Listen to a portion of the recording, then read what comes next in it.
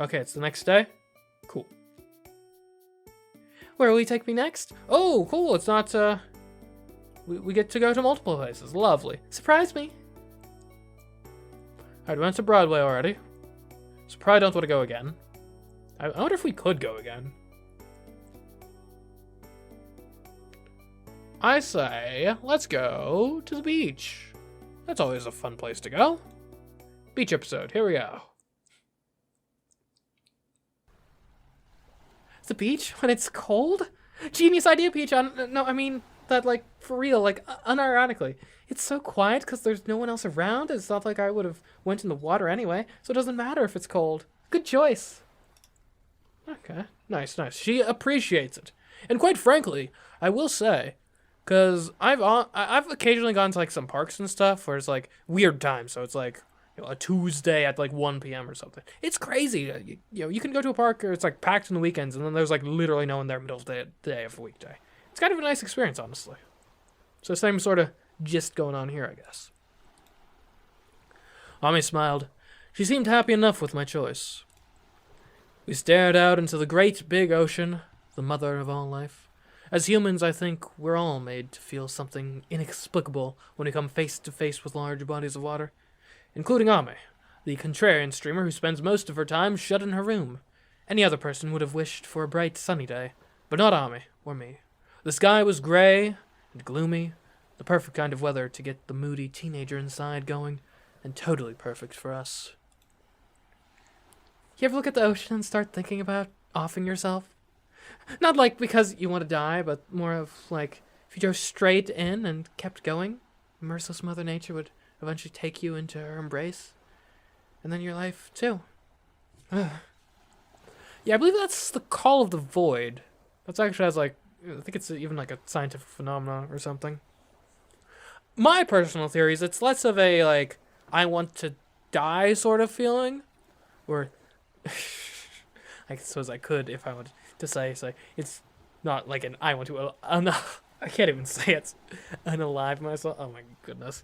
I hate that that's like the internet parlance for that sort of thing. Like, just say death or die or suicide, okay? Talk like real normal people. Like, I'm not normally like the internet's like grumpy dad that's like, back in my day, we did it like this, and any deviation is terrible. But the term unalive should not exist. Like, it makes you sound like I don't even know what it makes you sound like mentally deficient. Like, just use the actual words that the English language gave you, alright?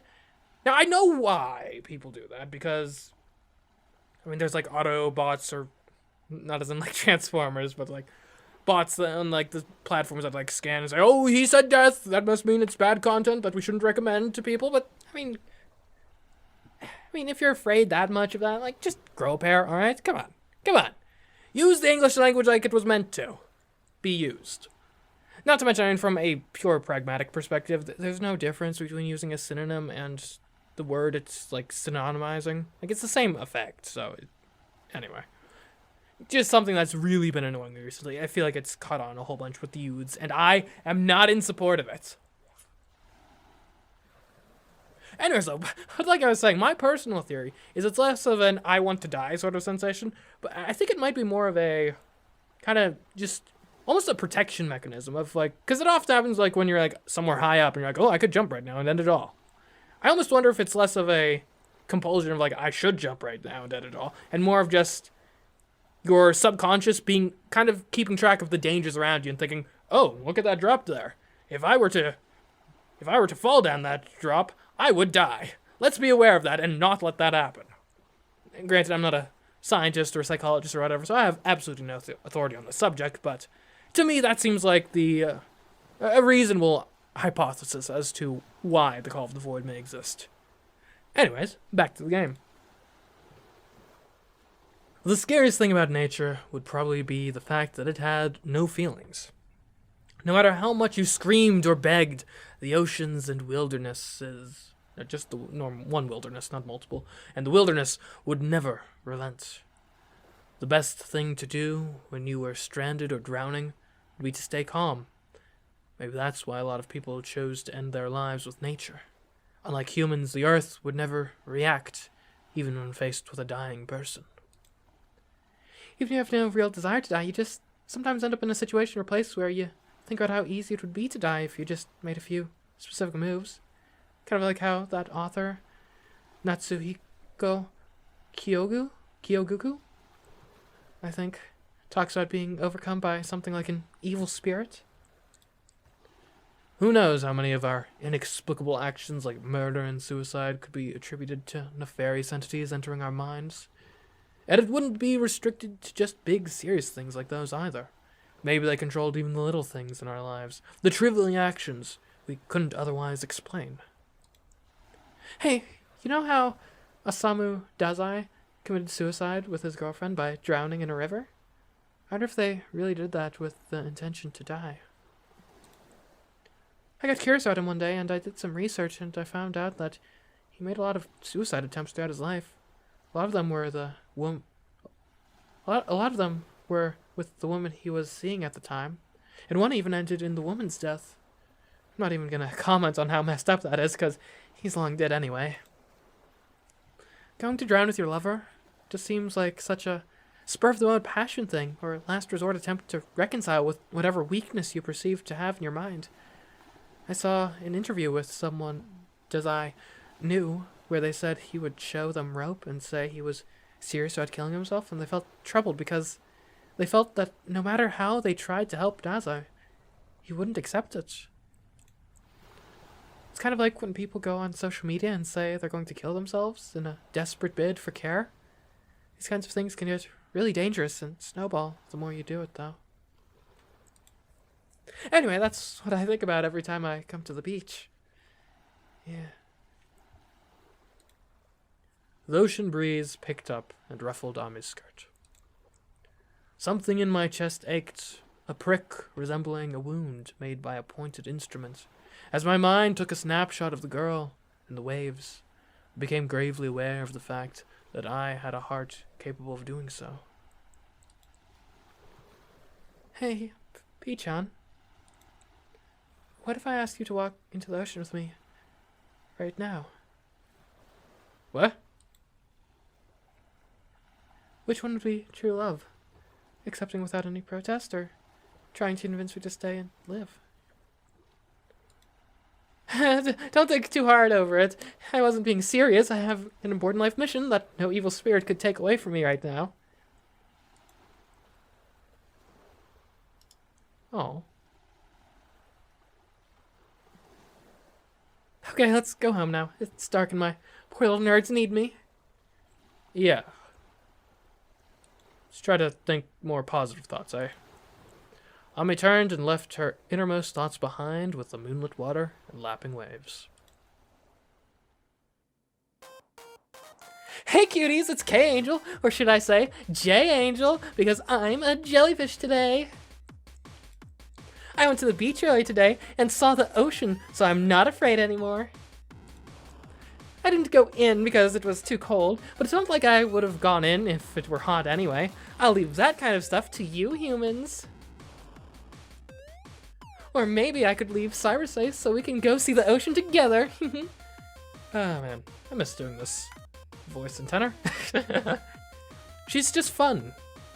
If you guys did go to the beach though, I bet you'd still be glued to your phones, unless you're swimming, but you guys won't. You'd all be taking photos and editing them to look #NoFilter on your Instas and you addicts. Maybe a bathhouse or sauna would be better. Then, since you won't be able to bring your phones in, you'd be forced to forget the chaos of the internet and just focus on relaxing in the baths with hot steam. Wait, is that why saunas are getting so popular these days? Because people just want to forget about the internet for a small while? Anyways, it's time for all you nerds to put your phones away and go to bed. Forget about all the idiots online and get some damn rest. Promise that you'll do that. Good night, you guys. Bless. Bless indeed, KAngel.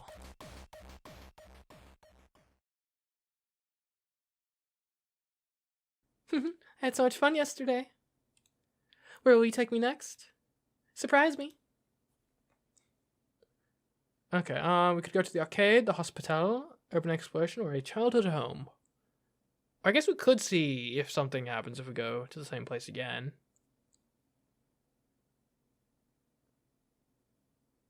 For now, we'll keep going to new places. I've got a feeling we'll probably end up replaying this game and trying some other stuff. Seems like the sort of thing. And she said at the beginning that there were multiple endings, right? So we'll probably try to get some of those.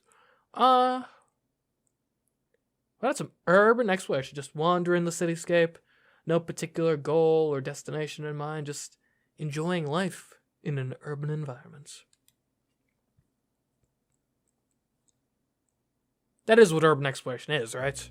When you said you were taking me to do some urban exploration, I thought you were gonna just take me to a generic old part of town swarmed by Insta-girlies, and I was so ready to beat your ass, but... This abandoned school is pretty sweet. Nice one, Peachon. Oh, right, that's urban exploration. We go to creepy old abandoned places. This can't end poorly. I thought I was gonna die from having to climb up this mountain after getting train sick from that super long ride, but it was so worth it. We stepped inside the abandoned school and breathed in its musty air, kicking up dust as we went. Entering this wooden building tucked away in the mountains was like traveling back in time. The village it had been a part of was long deserted, and the whole place felt like a ghost town. It was a small slice of a world unknown, the shell of dreams that once were, lives that were being lived once upon a time. The chairs and tables were already rotting, perhaps still waiting for students to come back and learn with them again. Little did they know, however, that their fate was to be forgotten and eventually destroyed. Ame seemed to be enjoying this desolate atmosphere. I hated school, so it feels good to see one in such a sorry state. Well, at least she likes it, even if her reasons were a little unconventional. Something nostalgia. This place must have molded so many kids into cogs for the great machine of wage cuckery. It's only fair that it would go down like this, then. Oof, harsh. However, one could argue that being anti-establishment was a core part of what made a streamer a streamer.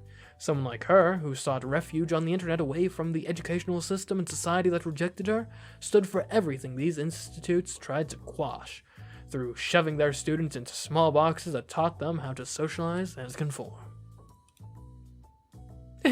You know, a video about a truant middle school dropout exploring an abandoned school would actually be the perfect video. I'd put my best horror stream screaming, and the views would roll in like an avalanche. But nah, bit cringe, TBH. Plus, this is supposed to be a date for just the two of us. It'll be our little secret. And it's not like I brought my KAngel outfit anyway, lol. I imagine it would take some time to get into, too. Especially away from your own kind of home base. Ame started taking full advantage of the fact that the building was abandoned by running around and kicking everything she could get her hands, or rather feet, on.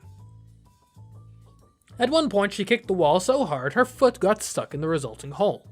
But all in all, she seemed to have a great time absolutely wrecking the symbol of her childhood pain. I wish I'd done this to the school I went to. I should have torn it to pieces and razed the whole thing to the ground. Probably not. I imagine that would have a few repercussions that might be considered, bad. I wish I made everyone who pulled me get down on their knees and apologize. No, that's not enough. I should have made them jump out the window, not too high, so they die, but just enough so they break their bones. I mean, this is sounding a bit, psychotic. Maybe slightly like school shootery, or school shooter manifesto-y. Like, let's tone it down a bit, yeah? I was in hell. I hate them so much. I wanted so badly to climb on the spider's thread, if only to look down on them. I swore to myself that I'd become someone they'd be mad jealous of. I think I did, in a way. Look at where they got, gluing themselves to their desks and look at where I am now, more rich and famous than any of them could ever be. Plus, I have a wonderful and loving partner, too. But it's not like they know it's me when they look at KAngel. So much for throwing them into the pits of despair and jealousy. They just go about their little lives, and they probably don't even remember that they even went to school with me. Ame started to kick harder. I just want to hear them say, "My deepest apologies. I never knew you had such an enormous talent to become the emotional support for millions of people all around the world."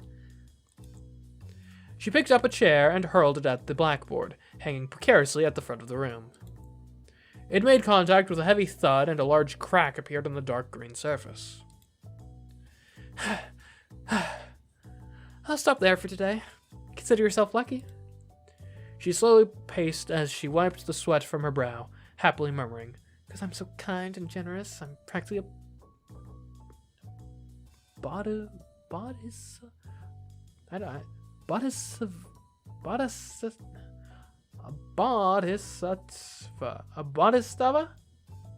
To herself. Once the adrenaline had worn off, she grew bored of the abandoned school and wanted to go home. By the time we headed out, it was already dusk, the time when students would usually be heading back to the comfort of their homes after a day of boring classes.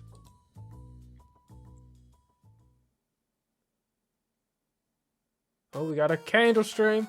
Hey cuties, it's KAngel, the middle school dropout angel. You must all be wondering what I did today. Well, keep wondering, because I'm not going to tell you. Us angels have a lot of secrets we need to keep from you humans, and if you're getting ready to accuse me of having a boyfriend, stop right there. I have no need for one because I'm devoted to being your angel. So don't worry and just keep standing me. If you really want to know what I did today, then let's see some red in the chat.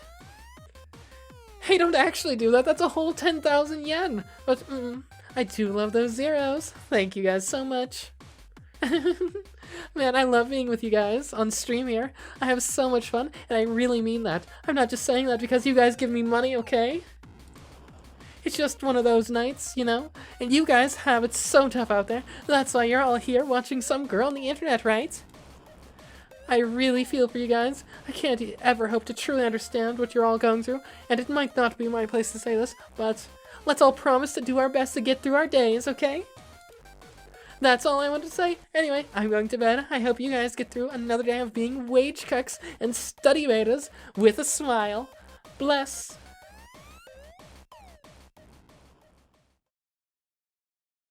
I love how there's emoji in her monologue. I had so much fun yesterday. Where will you take me next? Surprise me. Okay, we are quickly running out of reasonable date locations, and the arcade is like the only one left. And Childhood Home is not bad. Well, it depends on the context, like, a lot. Like, how long have you been dating her? It is, like, they're just, does, like, her parents still own the home? Because it would be kind of weird to show up to just some random people who aren't associated with you all and saying, "Hey, I used to live here. I just wanted to have a look around." You know what? Let's go for it. Childhood Home. I've talked myself into it. It is one of the nicer events from the actual game. You okay, Ami? Looking a bit rough over there. Ka-tunk, ka-tunk. The train clanked on as it carried the two lone passengers forward, toward Ami's childhood home. She very rarely spoke about her family and never even explained where their house was exactly. However, despite that, Pichon still suggested that they visit. Regardless of whether heaven or hell was waiting for them, it was a life partner's duty to follow their other half into it. I was scared of being happy. I mean, look at me.